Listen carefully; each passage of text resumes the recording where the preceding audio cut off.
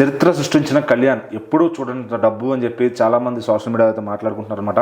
మరి big boss Telugu 9 winner అయిన కళ్యాణ్కి అసలు ఎంత ఇచ్చారు ఏంటి? So Telugu Bigg Boss season 9 ఈ విన్నర్గా మనకు కళ్యాణ్ పడాల ఒక ఆర్మీ మ్యాన్గా కామన్ మ్యాన్గా షోకి ఎంట్రీ ఇచ్చి అందరి మనసులు కూడా గెలుచుకొని ఇప్పుడు టైటిల్ విన్నర్ కూడా అయ్యాడు. సో మరి ఈయన గురించి చాలా మంది కూడా మాట్లాడుతూ ఉన్నారు. చాలా మంది ఫ్యాన్ బేస్ కూడా ఈయనకు ఉందన్నమాట. అంటే ఒక కామన్ మ్యాన్గా వెళ్ళాడు, దట్టు ఒక ఆర్మీ పర్సన్ అని చెప్పేసి చాలా మంది కూడా సపోర్ట్ చేయడం మొదలుపెట్టారు.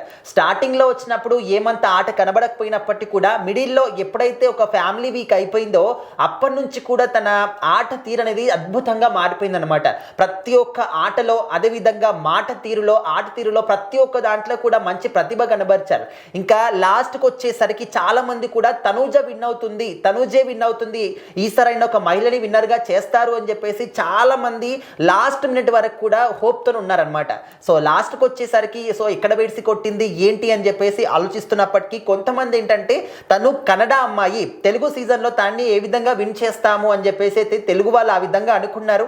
అందుకోసం అని చెప్పేసి విపరీతంగా పవన్ కళ్యాణ్కి సపోర్ట్ చేశారు అని చెప్పేసి కూడా మనకు కొంతవరకు అయితే సమాచారం ఉంది.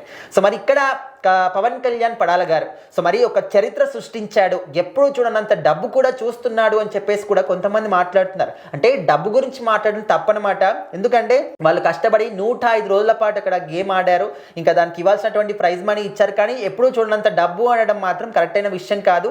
ఎందుకంటే వాళ్ళ జీవితంలో వాళ్ళు ఏ పనైనా చేసుకుండొచ్చు, ఏ జాబ్ అయినా చేసుకుండొచ్చు, ఆర్మీయా లేకపోతే వేరే ఇతరత్ర ఏదైనా కావచ్చు. బట్ డబ్బు గురించి చూసినంత ఈ విధంగా అనకూడదు. బట్ ఇక్కడ ఏంటంటే తను విన్ అయినందుకు ఒక్క వారానికి కాను కామన్ మ్యాన్స్ అందరికి కూడా ఒకటే రేట్ ఫిక్స్ చేశారనమాట.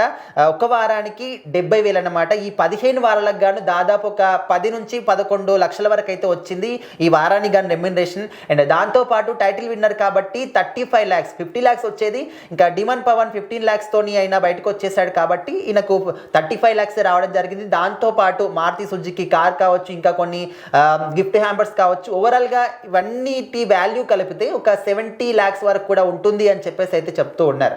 సో ఖచ్చితంగా ఆయన మాత్రం ఒక విన్నర్గా ఒక చరిత్ర సృష్టించాడని చెప్పుకోవచ్చు.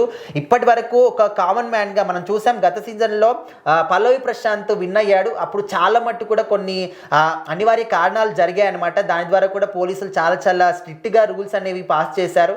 అండ్ ఇక్కడ ఏంటంటే కామన్ మ్యాన్గా తొలిసారి ఒక వ్యక్తి అని చెప్పేసి అయితే మాట్లాడుతున్నారు. ఎందుకంటే పల్లవి ప్రశాంత్ కన్నా కూడా ఒక కామన్ మ్యాన్గా పవన్ కళ్యాణ్ పడాల గారికి విపరీతమైనటువంటి ఓటింగ్ అనేది వచ్చిందనమాట. ఆ ఓటింగ్లో ఫర్ ది ఫస్ట్ టైం ఒక కామన్ మ్యాన్కి ఇంత భారీ ఎత్తున ఓటింగ్ రావడం ఫస్ట్ టైం అని చెప్పేసి అయితే మాట్లాడుతూ ఉన్నారు. సో ఖచ్చితంగా పవన్ కళ్యాణ్ గారు విన్ అవ్వడం పట్ల చాలా మంది కూడా చాలా హ్యాపీగా ఫీల్ అవుతూ ఉన్నారు.